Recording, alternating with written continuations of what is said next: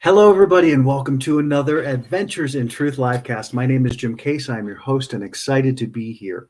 Thank you all for being here who are out there. I want to give a shout out to our friends in India and Europe who watch the show, and over in Australia and New Zealand. I appreciate you and appreciate you being a part of the show.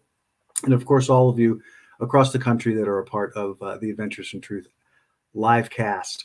And please like and share and let everybody know we're here. If you'd like to interact with the show, you can go to Adventures in Truth Facebook page. And there at the live, you can type into the comments if you have questions or want to engage us in that fashion. You can also watch on my website at adventuresintruth.com. So check us out. So glad you're here. We're going to have a great show today. Today we are talking with Peter Jennings, an amazing guy, a prolific author. We're going to talk about him in just a second. But today we're going to talk about how we've forgotten to wait. And this is an interesting topic and kind of a little of a rub, I think, for a lot of us. And the thrust of the topic is in recognizing that we've gotten this push to instant gratification so powerfully that and we continue to be encouraged into that we've forgotten the power of waiting and understanding. And I don't mean waiting in the sense of resisting. I mean creating an intention, creating some clarity, creating a desire, and then being willing to sit with it as it unfolds. And we're going to get into more detail about that in how we use the be, do, have cycle and how we can more prepare ourselves for those things that we want and the things that we're striving for by simply creating that space of holding the space for, or, again, saying waiting, but not in the sense of resisting. So we're going to get into that. It's going to be good fun. It's going to be a great show. I'm excited that you're here. Bear with me. We'll be back in just a second.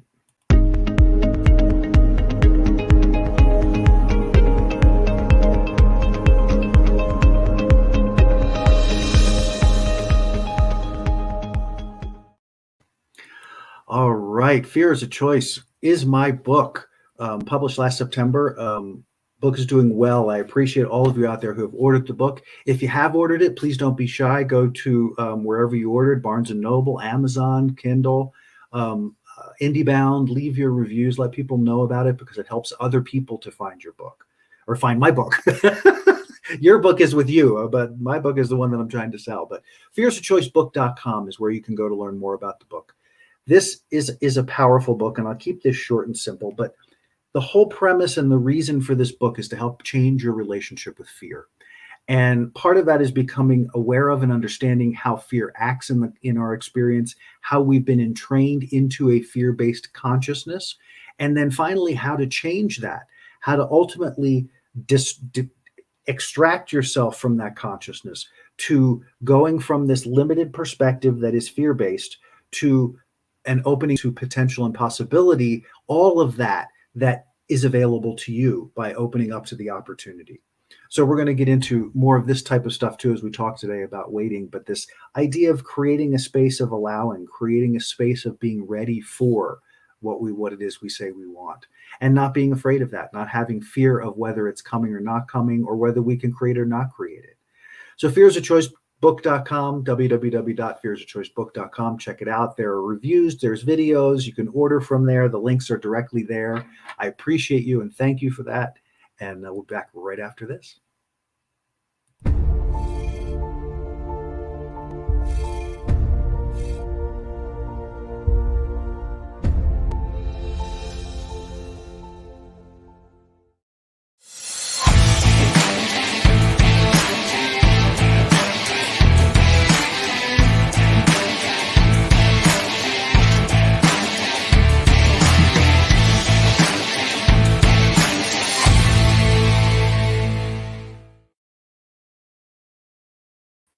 It helps if I put myself back on the screen. The year of conscious creation, y'all. Welcome aboard. I started this year because all of that we have experienced, at least in my world that I had experienced and things that I was seeing going on in the world around us and at large, seemed to be very negatively focused, negative creation, as it were. And I thought, there's got to be a way that we can do better. There's got to be a way that if I'm not a part of politics or part of government or a part of the things that I'm not sure of how to change, I can go into a place of just sort of blocking it and not even attending to it. But more importantly, I wanted to create a movement that helped us to move into a more positive place. And so this neutral positive statement, my world is good. My world is good. And my world is good is all about, here we are, 7.5, 8 billion unique sparks, unique worlds inhabiting this planet Earth. And I say that unique worlds because you're the only one who has the ability to change your life. You're also the only one who has the ability to live your life. And because of that, it's the natural result here is you create your reality. You create what it is you're living.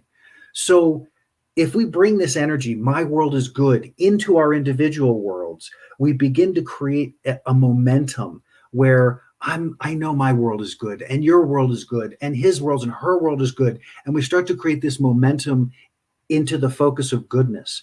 And that begins to create a tipping point where we begin to influence that mass consciousness with that goodness and begin to see outcomes that are forward moving and more positively moving. And I'm seeing that in my world every day. Every day I work with this, I see it more and more. Because what I also know is that when you change your perception, when you change your beliefs, when you add something new to your experience, when you focus in this way, you are changing your perception, because your perception is everything that you think and feel and believe, all those ideas just simply reflected back to you. So my world is good. Focus there, share it. It doesn't require anything but your energy, attention, and attention. So don't be afraid of anything about it. What your sex is, what your color is, what your nationality is, what your religion is, what your politics are. I don't care about any of it, because all of it doesn't matter in the face of my world is good. So focusing there, let your world unfold for you in ways that you never could have imagined. My world is good. Feel it every time you say it. 10 times in the morning, when you wake up, before you get out of bed, 10 times later in the day, and throughout the day. My world is good. My world is good. My world is good. Feel that and share it and let it change your entire experience. So appreciate you guys. We'll be right back with Peter on the other side of this. See you in just a second.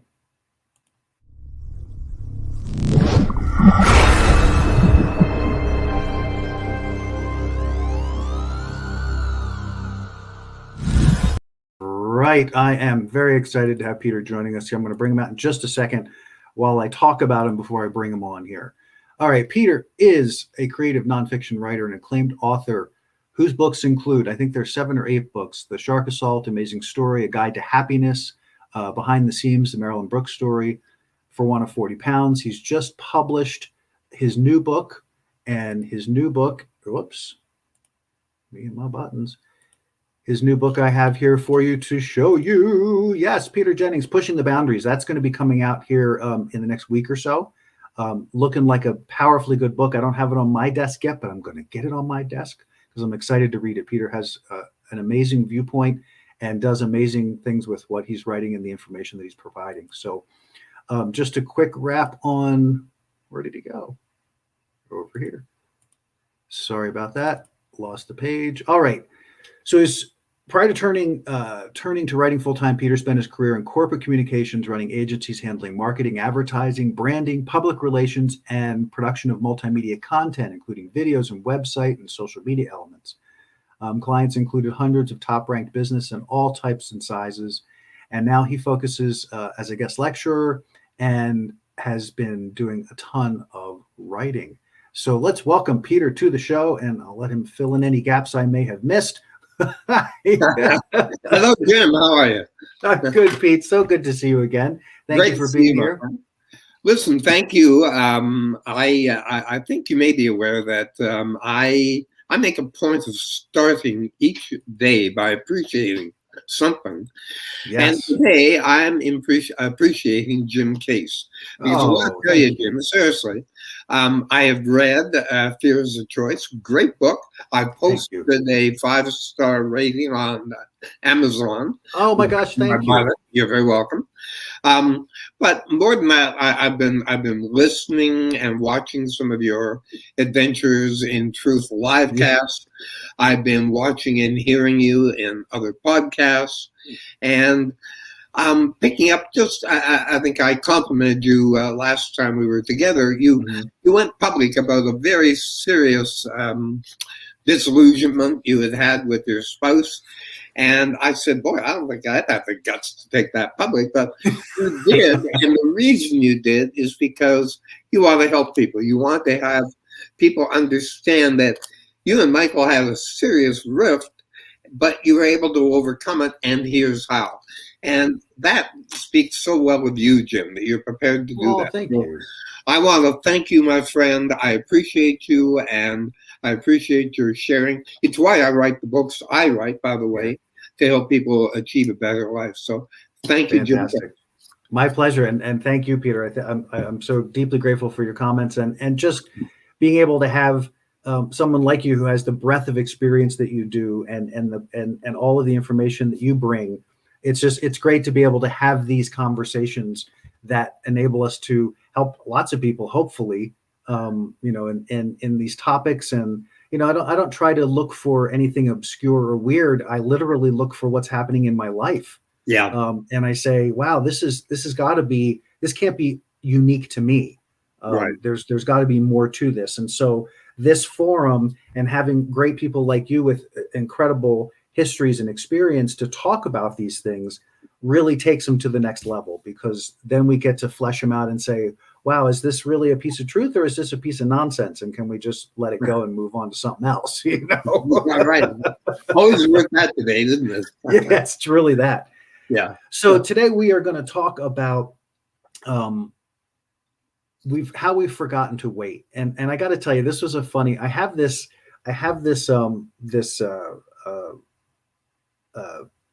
what do you call it? It's a tarot deck, I guess. It's called the Zen cards.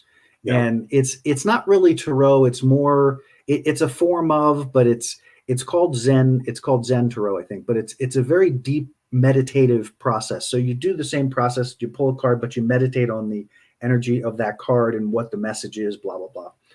So I happened to be looking at one of these, and I came to this sentence, we've forgotten how to wait, because that's all part of the Zen experience. And I went, oh my gosh, because I specifically was kind of wanting to coalesce my own, what I had been experiencing with a couple of things in my life. And that statement really brought it home for me.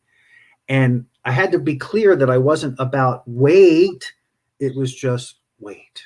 You're just waiting. You're just being. You're just being in the space of creation.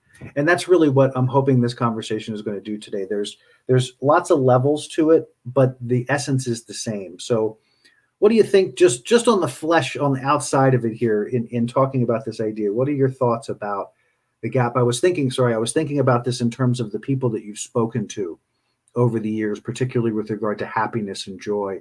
Mm-hmm. And it struck me that I wondered, and I wanted to ask you directly, did you notice in all of the people that you spoke to and the transformations they experienced in their life, was part of that experience a sitting back? Do you know what I mean? Was part of the experience that changed them was they stopped this And they went, this meaning that intense focus of go, go, go, go, get, and went, poof, wait a second. There's more. There's stuff between here and there. Absolutely, Jim, and very well said. Yeah, and I think it's particularly relevant right now with this COVID pandemic that we're all experiencing in different ways. People are saying, I can't wait for this thing to end. And here where I live in the province of Ontario, we have a lockdown. We're not supposed to be leaving our houses, Wow. except to get groceries, or I'm allowed to walk my dogs, but that's it. And people are saying, can't wait for this to end. And I'm going, well, hey, let's calm down. Let's take advantage of this time that we have right now waiting. Take advantage of it. Give it some thought. Consider some of the things that you might want to do, or what you haven't been doing, or how your life can change. And I think that is very much the value of waiting. And Jim, you're absolutely right. All too often we forget to wait. We forget about what waiting really means. Yes. It's appreciating the journey, not just the destination. So that's kind of top line thoughts. Well said. Well, that's it. We're done. Okay. Okay. Great to see you. Thank you for being Back to writing. No. and that is a perfect place to shift us. So we're going to, Peter, we're going to go into my moment of focus here that I like to do with the group every time. Yep. This allows us to take this. We've kind of laid out where we're going, and this allows us to all kind of come together energetically in a way that we can focus, so that as Peter and I are going through this, hopefully your questions get answered. If they don't, head over to Adventures in Truth Facebook page, and at the live, you can type in your questions or comments there, and we can see them here on the TV, and we'll talk to you. But Pete will be right back. Relax, I'll be there in just a sec. All right. So this moment of focus, this is a combination of things. This is that whole idea of where two or more are gathered, where we bring our energy together to focus on greater things and helping to reach more people. But it's also putting my money where my mouth is. I talk about daily practice and using breath every day. And so I thought it important to bring that element to the show so that we can take that moment, have that moment together. So we're going to start this just by focusing your breath, relaxing your body, shaking out wherever you are. Just get fully present in this moment, inhaling through the nose and exhaling through the mouth.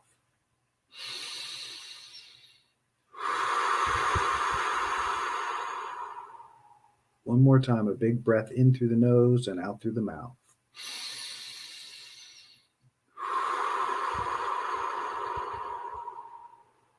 Beautiful. And notice when you take that breath, how the body just begins to relax.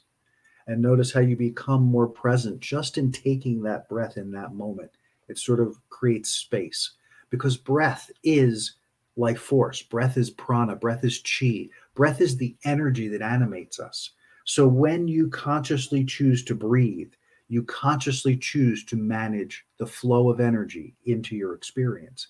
And the more that you do that, the more powerfully you become connected to your experience and your ability to influence your experience. It's pretty remarkable. So inhaling through the nose and exhaling through the mouth. We continue to do that. And as you do, allow your eyes to close if you can. Of course, if you're driving, don't close your eyes, but stay focused. Let yourself settle into this moment, bringing your awareness directly into the center of your heart, right into your heart space in the center of your chest. If it helps, take your fingers and just feel into that point in the center of your chest. It's a soft spot that is the focus of your heart space, and just bring your awareness there as you continue to breathe in through the nose and out through the mouth. And as you do in that quiet place, in that centered place in the heart, I want you to become aware of your field. Your field is the enormous energy that expands beyond your physical body out into the world. Just be aware of it and how it shows up for you. Everyone experiences this differently. Let yourself have that experience. Some will have a sensation. Some will see color. Some will have a sense of. Some will see it. Some will experience it. Some will get different kinds of visuals. Let it show up however it does, and continue to breathe in through the nose and out through the mouth. And as you become aware of this field, just become aware of all that's there. Notice the enormity of who you are, this field, this energetic expression of you. And I want you to consciously, as you focus into the heart and into the breath, inhaling through the nose and exhaling from the mouth, I want you to bring your field into your body. I want you to consciously call your field into the center of your heart. Just feel this powerful, enormous energy as you center it into your heart space. And you'll notice that as you do that, you'll start to feel a warmth or a tingling feeling through your body as you become aware of the energy through your body. Because what we're doing right now is becoming aware of the inside of who we are. And so as you inhale through the nose and exhale from the mouth, allow that consciousness, that beingness to move through your body. Let it move up through your neck and through the lymph glands and the blood vessels and the muscles and the bones and up into your head, and explore your own brain. Explore this extraordinary organ that's sitting at the top of your body, the fluid that surrounds it, the electricity flying through it.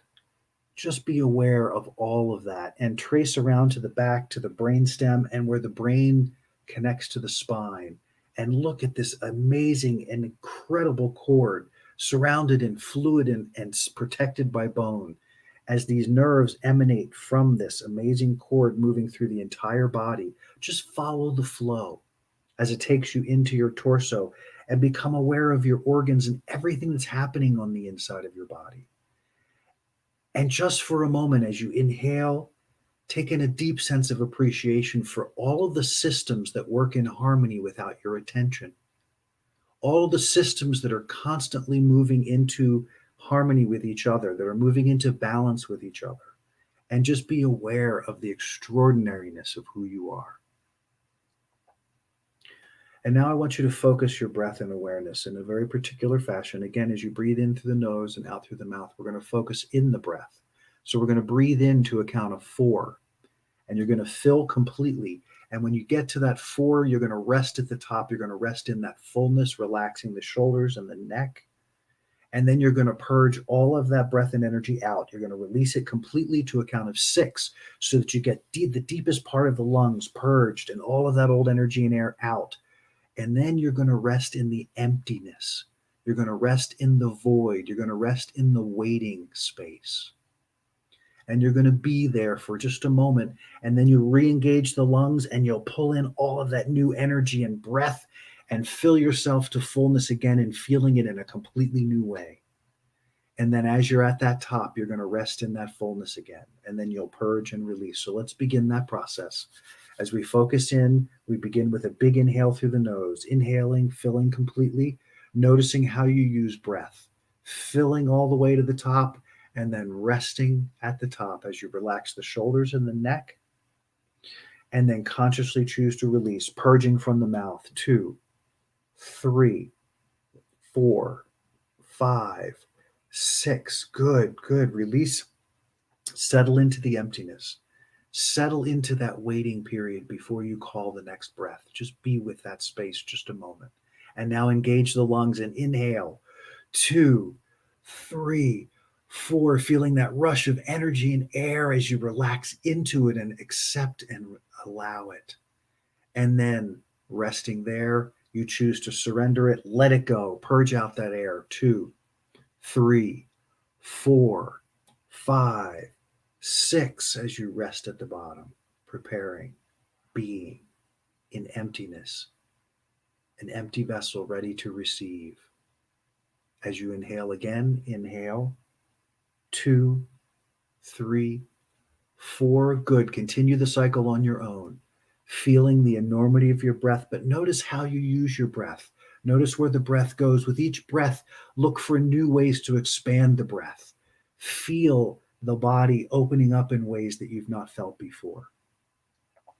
And continue in that breath cycle. Make sure you take the time at the bottom to rest in that beautiful empty space, that waiting space, anticipating what's to come, that new breath, that new energy, that new vitality, that new focus. And take these words in as you continue to breathe. Just let them wash over you, let them resonate through you as they do, and pass on.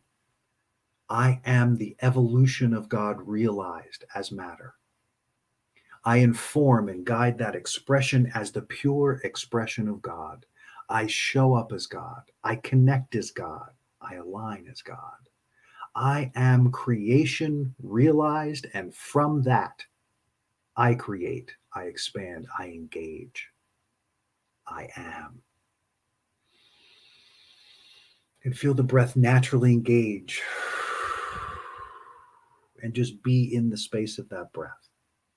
Let yourself feel it and experience it and relish it and appreciate it.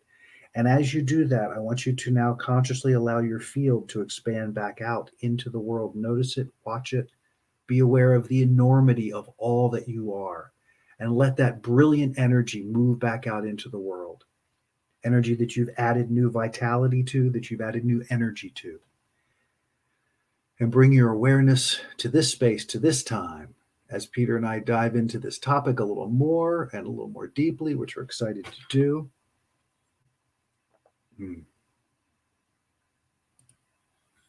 Bring Peter back in with us and join us, guys, back here. Here we are. Bring your focus. Hi there. All right. So you said something on the front end that I loved, and it talked about just the space of. I lost it for a second there. Well, I was going there. Go ahead. Let me remind you, because I do believe that we have forgotten how to wait, or we've forgotten about the value of waiting. And I was mentioning, people are so keen to get over this COVID situation. Yes.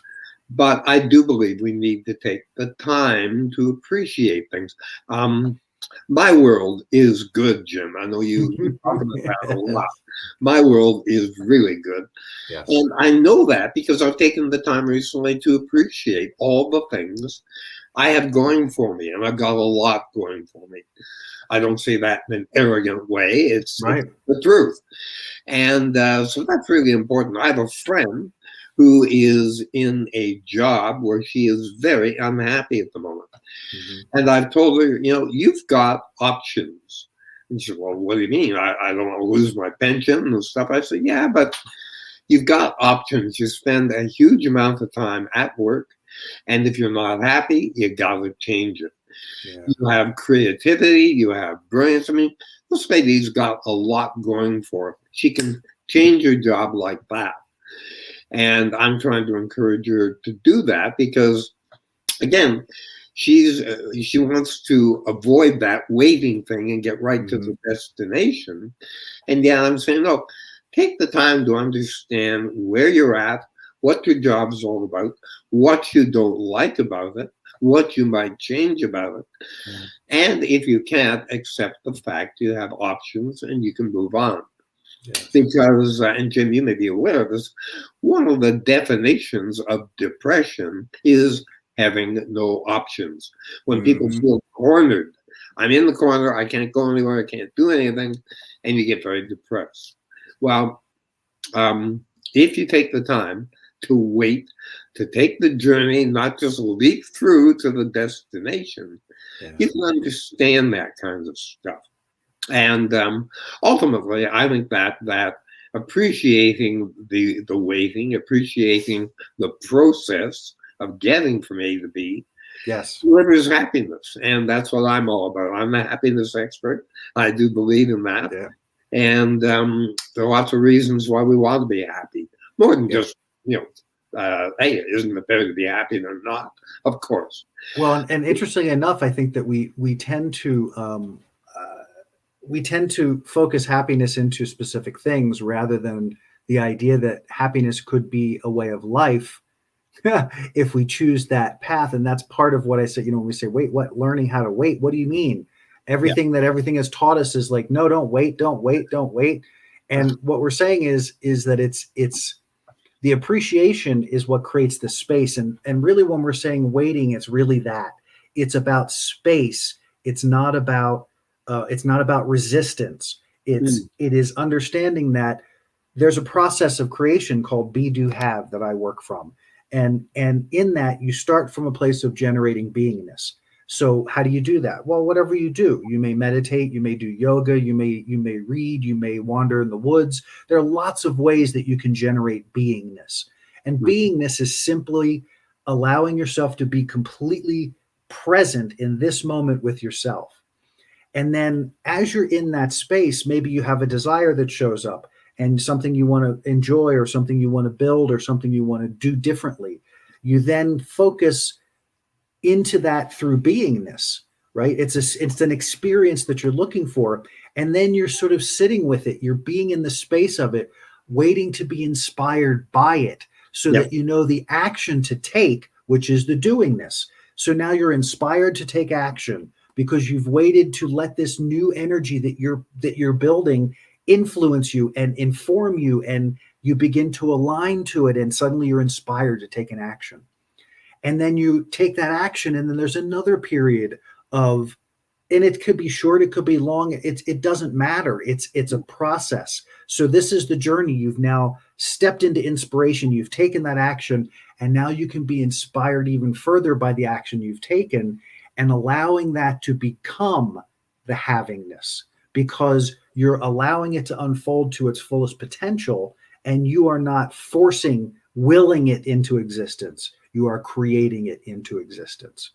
And therefore, it's going to have all of the components of the things that bring you the deepest level of joy and satisfaction from my experience. Mm-hmm. So that's why I think this is so important to share, is that we're not going to get stuck in, when we focus too strongly in the will, we then have no desire to wait. We want it now. We want it now. We want it now because our happiness is not happening. Well, the happiness is not happening because you've dumbed down the experience by choosing to focus in will and not in beingness, which is all of who you are instead of the mind of who you are, which is where will takes place.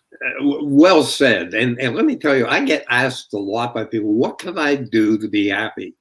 And my answer is always the same. It's not what can you do, but what can you be? Yes. I mean, we are, after all, human beings, not human doings, right? So it's what you can be that will make you happy. And that's really what you're saying. Yes. And let me, if I'm going to put my glasses on to read this, but I want to just talk about the benefits of being happy. And cool. These are from let me share this real quick. We have Jackie is watching us today, and she was commenting to say, waiting is also an open door to opportunities you may miss in trying to push time. I love that. Mm-hmm. It's another way of saying it. Yep, because time is part of the ego structure. It's the time and space reality.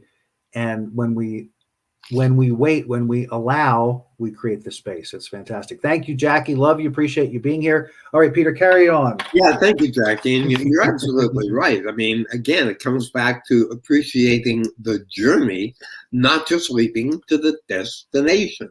Yes. And if people can do that, then you're not pushing things aside. You're taking the journey. You're growing as a result of the journey. And that is so important. Absolutely. But here's what I want to just share with you, because when I wrote my book about happiness, Guide to Happiness, I interviewed a number of PhDs who are studying positive psychology, which is what they call happiness. And here's what you get if you are happy. People who are happy earn more money, make better decisions, perform at a higher level, enjoy greater levels of trust, negotiate better, have more self-confidence, and maintain higher quality relationships. Mm-hmm. Now, when you hear that, who doesn't want to be happy, right? And again, I'm not trying to expound on happiness, but I do believe it's part of that whole waiting psychology. Mm-hmm. That if you can appreciate the value of doing things as you wait, then you will become happier. There's no question about that. And there's lots of reasons to be happy. And that's brilliant. I love all of that because it gives you a really clear framework for what to look at in your own experience. Mm-hmm. But the thing about the journey, and I think that's where the wait piece is that yes. We talk about the journey. The joy is in the journey, because as I was talking about through the Be Do Have cycle, what Peter was just talking about with the aspects of happiness, we are not in an environment that we typically are able to align as rapidly as instant creation. There are moments when that happens. There are times when it can happen, but those tend to be few and far between, because I think one of the whole things about being here is learning how to use this whole thing that we have, these energies, this body, this energetic vessel. Like, how do we apply this? And part of that is, wow, look at this magnificent world that we live in. And this thing over here stimulates me in a way that I've never felt before, a joy, a happiness, a tingly sensation. I want to learn about that. That thing could be any number of things. It could be nature. It could be a book. It could be a movie. It could be a person. But the thing that is the joy of it is in touching it and going, oh my gosh, how do I connect more deeply with this? Then the journey begins, and you begin to reach for it, and you begin to extend to it, and you begin to find ways in yourself to align to this experience. But sometimes that takes a while, because the belief systems and things that you've limited yourself through to this point are now standing between you and what you desire. So does that mean you have to fight? Absolutely not. Does that mean you have to resist? Absolutely not. It's just a recognition point that I started here and had a desire, and my desire is here. There is a journey to get to from here to there. And that journey is the things that are in the way of me aligning to that thing so that it becomes my reality. I'm not trying to be super technical. It's just the science of the energy of it. We feel our way into, we feel our way through. So the waiting period is just the appreciation time that you get for the chance that you have to do what you're doing. How about that? How about that? How about that? And Jim, to that point, let me read you something, and you'll appreciate this because it has to do with fear, which you've written about. Yes. But that's part of what you're talking about, is overcoming some of those fears to move on to the next level. Jack Canfield, the noted co-author of the Chicken Soup for the Soul series, was good enough to write the foreword for my book, which, as you've indicated, is coming out next week, Pushing the Boundaries. And here's what Jack had to say. I'm going to read this, but he asks, are you ready to take chances to achieve your goals, or is fear standing in your way? The fact is, fear is the single biggest thing that holds us back. Unless you can step past that fear, you'll just end up playing it safe and avoid trying new things. And that means it's unlikely you'll ever fulfill the dream that most of us have of a more rewarding life. Jack also told me that fear is all about what might happen, not what will happen. And that's so important, because it gets rid of that what if syndrome. Lastly, Jack said, you have the power within you to overcome fear by using the same power of imagination to envision the positive outcome that you want. Then you can take the kind of calculated risks that lead to success. So beautiful. We're all kind of singing from the same hymn book here. Yes, I love that. I love when it comes together that way. Again, we've forgotten how to wait. We're also keen to get from here to there so quickly, and that means missing out on truly transforming your life. Yeah, we can all leap to that destination, but don't we want to take the time to arrive there as a new person with new talents, new skills, new abilities, new desires even? Fantastic. On that note, we're going to take a quick break. And when we come back, Peter, you're going to have a few minutes to talk to the people directly about your new book or whatever you'd like. And I'll help support that, but we'll be back right after this.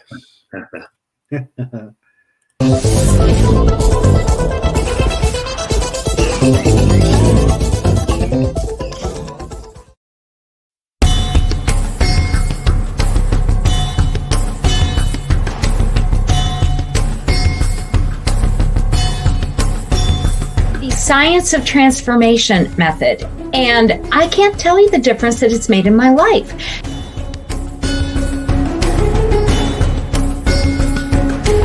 This program is all about you coming into the greatest form of you.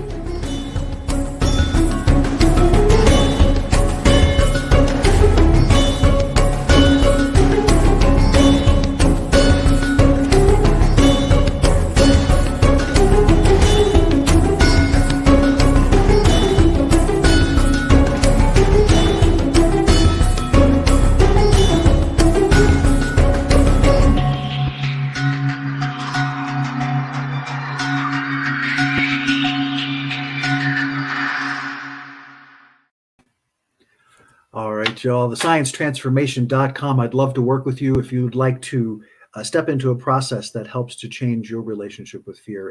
And not only that, but catapult transformation in your life in ways that you probably could not even imagine. Check out TheScienceTransformation.com. There's some testimonials there. There's videos about the program. I also offer an introductory package so you have a chance to experience the program before diving in.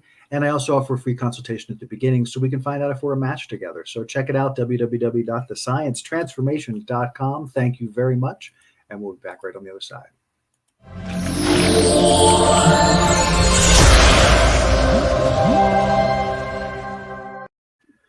All right, I'm turning it over to Pete. Peter, have a good time. We'll see you in a few. Thank you. That's very good of you. What I would like to talk about very briefly is some of the books that I have written or am writing, because I do write, as I was saying before, with hope that I can inspire people to enhance their own lives.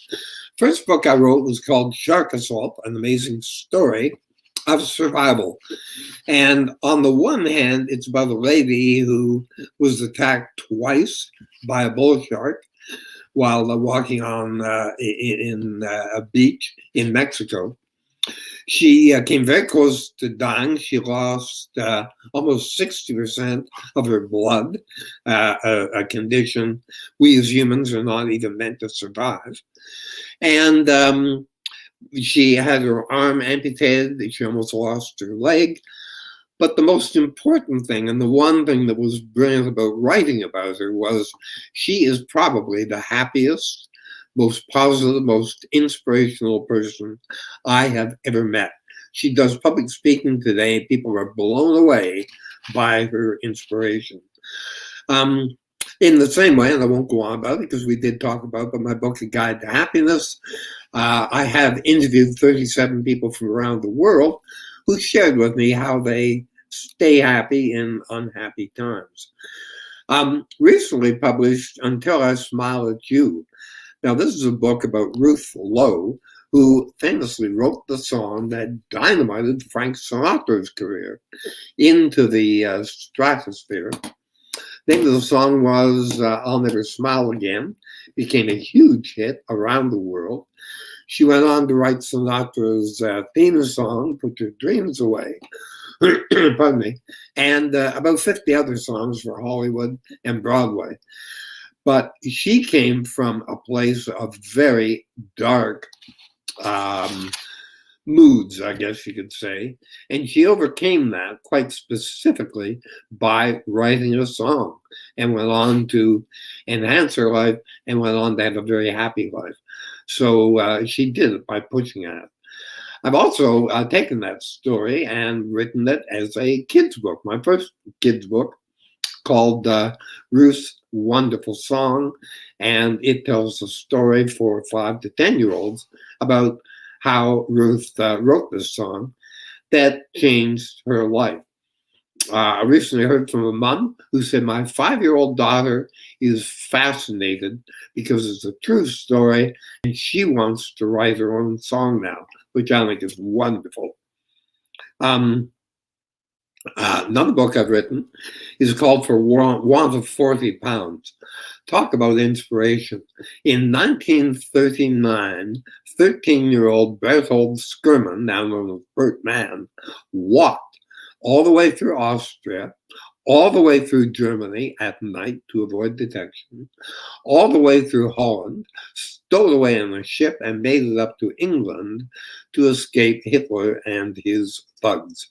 He went on to have an incredible career in North America in the elevator business, and it was a pleasure to write about him. Talk about inspiring. This guy has done it all. Book I'm currently working on is called Icons. I'm interviewing people who are the sons and daughters of famous people to talk about their upbringing, what was good, what was bad, what they liked, what they didn't like, and hopefully that will be inspirational. But the book I would like to end up talking about, the one that will be published as of next week, Pushing the Boundaries. I've interviewed 32 people from around the world, many of them very well known, who kind of think outside the box and color outside the lines, but importantly have developed the ability to get over the fear we all have of making change in our lives. These people have the confidence to say, you know what, I want something better. I want something more out of my life, and I'm going to go out and get it. We're talking about people like Nick Wallenda, who walked across Niagara Falls in the tightrope and never felt fear. We're talking about Hannah Gabriel from Belgium, a young supermodel who is intersex and came out in the middle of her career, which could have threatened it, but she came out in favor of intersex youth. Dr. Wan Yan Hai, who's doing work on AIDS and HIV in his native country of China. They forced him to leave the country. They exiled him because they said, we don't have AIDS here in China, which is nonsense. Anyway, the book profiles 32 people like this. As I mentioned earlier, Jack Canfield has done the forward for me. I'm pumped about this book. I think it's going to be a really neat book. I'm currently going through the final editor's proof. I was mentioning to Jim earlier that you're sort of detached as you read through it to find any errors. And I'm going, you know what? This is a damn fine book. I read it. There you go. Thank you, Jim, for allowing me to talk about my work. Absolutely. Absolutely. And I love seeing your work, and all of it just blows my mind because there's so much depth and so much amazing things that people can learn from other people. I should mention that if people want to read more about the books, peterjennings.me is where you can go. And I had that up for you the whole time. Wonderful. So Thank you. People could find you at peterjennings.me. I just didn't say it out loud. Right on. All right, my friend. We got about 10 minutes to carry forward this conversation on our waiting process. And give me just a quick second here because I want to verify. What did I do here? Here we go. I just want to make sure I got. Yes. Okay. So I wanted to talk about, I thought I was missing something in my categories here, and I didn't see it. So it was wanting to talk about, is patience the virtue that we need? And and I say that because put it up here. Anyway, takes too much. So is patience the virtue that we need? For me, it got me thinking when I was talking about waiting and talking about being in this space of anticipation or in the process of the journey. Mm-hmm. And it forced me to go look at the definition of patience. And the definition of patience is about being in resistance to your current state of affairs and finding a way to be less that. Okay. So the actual definition of patience talks about finding a way to be peaceful or calm in a situation you don't want to be in, or in a situation that you're uncomfortable with. Mm-hmm. And I thought, wow, that's extraordinary. The definition of patience is resistance. and I thought, so really, how does it become a virtue? So it's virtuous to pretend you don't like where you are, and then to fight, and then to know you don't like what you are, but to pretense a way of acting as if you're okay with where you are. Am I saying that right? Am I saying what I mean to say? So it just fascinated me that this idea that I've been browbeaten my entire life about with patience is about accepting finding a graceful way to accept unacceptable circumstances. And I'm like, wait, if you had just waited, you probably wouldn't be having to deal with your unacceptable circumstances. If you were comfortable in the space between things, there is no need for patience. There is no need, because you're not fighting against a resistance that's inherent. You're just simply being. So there is no need for this thing other than if you are still resisting where you are. Does that make sense? It's a very new thing for me, because it really shook me and kind of startled me that the definition that we have of the word patience is built in with resistance. Crazy. Yeah, that is crazy. I didn't know that. Good for you for looking it up. I think that what's implicit in waiting is not just sitting around waiting, Right. but taking the time to say, hey, I'm going to wait. I'm going to take advantage of the benefits, the advantages that waiting brings me. I'm going to think this out. Now, in my case, I'm a lucky guy because I write. I love writing. Mhm. So I'm able to take advantage of this current waiting time to write. But I have friends who don't write, but I encourage them to spend the time that you have with either your significant other, or if you're on your own through Zoom or whatever, connect with other people and talk about what it is that life is all about. Is your world good? If it is, fabulous. If it's not, how can you make it good? Exactly. Take the time. Take the time to wait through what we're currently going through with this pandemic, which is keeping a lot of us apart.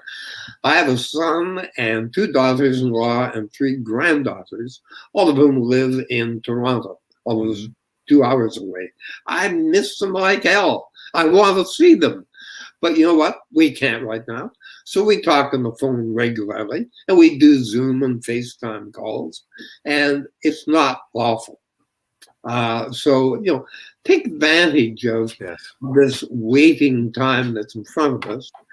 Don't just sit there and say, okay, fine, I'll relax, I'll calm down, I'll wait. Yeah, that's part of it, and you're making that point here.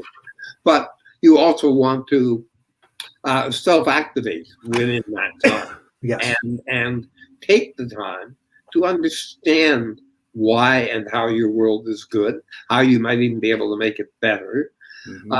Take the time to wait, because your theme, we've forgotten how to wait. That's so true. When I interviewed people for my happiness, Excuse me. every one of them said in one way or another, don't forget about, or sorry, think about what you don't have. Don't think about that. Think about what you have. Yes. Too many people are saying, oh, well, he's got a boat, or he's got a new car, or he's got a lawnmower that I want, or whatever. Yep. Forget about that. Forget about what other people have. Think about what you have, what you have going for you. Maybe spiritual, maybe physical, maybe any number of things, but take the time to appreciate what you have. And you do that in the waiting period. Beautiful. I want to, so to your point, the interesting thing is that we're talking about the pandemic, and we many are pulling out the patience card. I just have to be patient to get through this. And interestingly enough, so I pulled it up again just so I had it. The capacity to accept or tolerate delay, trouble, or suffering without getting angry or upset. To become that is the definition of patience in the dictionary. That's the mass conscious understanding of patience.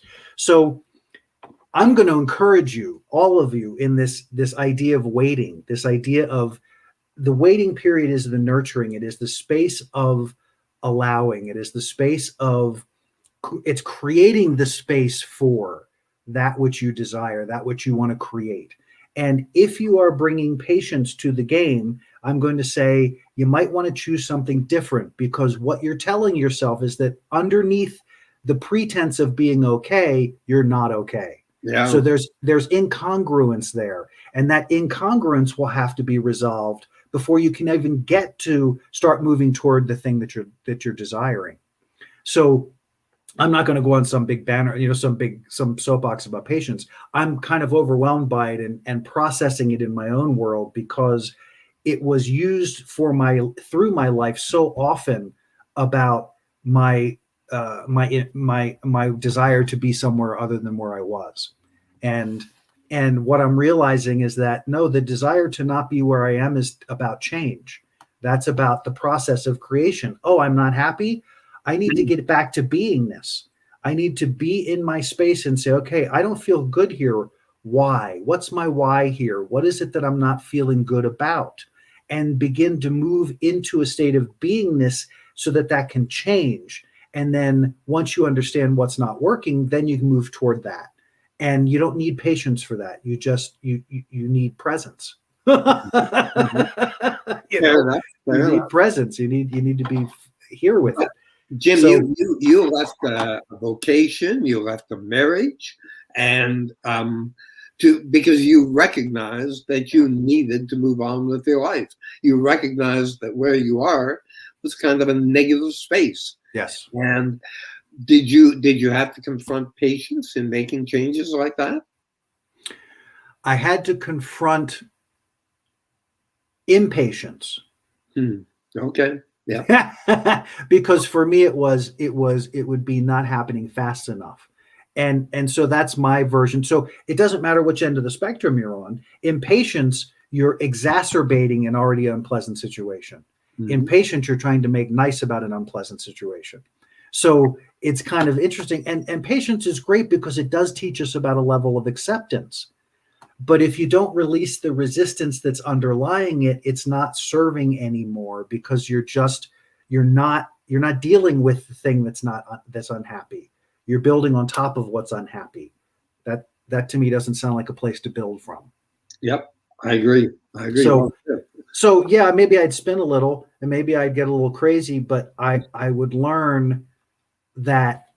And maybe you could see it as different types of patience. Like we're talking about waiting. We're not talking about wait. We're talking about wait. And maybe with patience, it's the same. We're not talking about get patience. We're saying find a space. Find a greater space than the space that you've lived in before. You're looking for something bigger than you've ever dreamed before. You've never been there before. Therefore, you have to cultivate the space. Maybe you do that through patience. I say find a different word, because patience implies it's not happy where you are. Yep. And I want you to be happy where you are, so that when you get to where you're going, the joy is exponential. Yeah, I agree, and thank you again for expounding on patience, because I've not looked up the word. I just assumed, it's become a fun part of this process of Adventures in Truth, because truth is driven on language mostly. Yes. So it's important to me to understand the context of a word that's used in a sentence or in how people use language, because we are so unconscious of our use of language that we don't realize when we use a particular word that's defined a particular way, it carries that energy. So is that really the energy you want to carry, or is there something else you're looking for? And that's all, to me, how you get more conscious. Hey, you're talking to a writer, man. That's right. Exactly. I often say I have a toolbox. It's got 26 letters in it and a bunch of grammar rules, and that's it. I got to take that and come up with words. So words are important. There's no question. They are. Yeah. Peter, this has been an amazing conversation that I can only begin to express my appreciation to you for what you brought to the conversation, the incredible depth that you have in sharing some of the stuff that you've written, and just really bringing this to life in the way that I hoped we could, to bring just more awareness to this. Don't be afraid to sit in the waiting period, but just notice if you're waiting or if you're just waiting. Yeah. Are you just hanging? And if you're just being, that's a whole different experience. How would you like to help us close this wonderful topic today? Well, and you've just done a great job by expressing that. But getting back to your theory about life is good. My life is good. And it wasn't always good, but I believe I've waited for it to become good. Yeah. And I've thought about things in great detail to get me beyond some negative concepts that were holding me back. So I think that's, if you're looking to end this, it's a little admonition to take the time to think about your life, think about where you're at, where you'd like to be, and then put into place a program that can help you get there. It's not just going to fall out of the sky. It does take work, but it's work that's very worthwhile. Yeah, absolutely is. And I will say, as just as the end of that, we did throughout the course of the show talk about different ways that you can engage differently, whether it's through meditation, through breath, through, there's lots of options there. And maybe at another time we can actually get into some exercises we can talk about. More specific. And Jim, I'd be glad to come back on with you. I very much love it. talking with you. I enjoy Adventures in Truth. Thank you, Peter. And thank you for having me on. I really, really appreciate it. My absolute pleasure, and it's a joy having you here, and we will definitely have you back. Wonderful. So on that note, we'll see you guys next time around. Thank you for being here, and we'll see you again soon. Find your joy, everybody. Talk soon. Bye. Indeed. Bye. We hope you enjoyed this episode of Adventures in Truth Livecast. Please like, subscribe, and share. If you'd like to learn more about Jim's book, Fear is a Choice, Unraveling the Illusion of Our Separation from Love, check it out at www.fearisachoicebook.com. Also check out Moments of Truth, a new offering from Adventures in Truth. If you'd like to work with Jim, check out www.thesciencetransformation.com to book a session. Tune in live every Wednesday at 9 a.m. Mountain Standard Time and every Friday, 5 p.m. Mountain Standard Time. Or look for our new releases and podcasts every Monday. Until next time, be well, and we'll see you again on Adventures in Truth Livecast.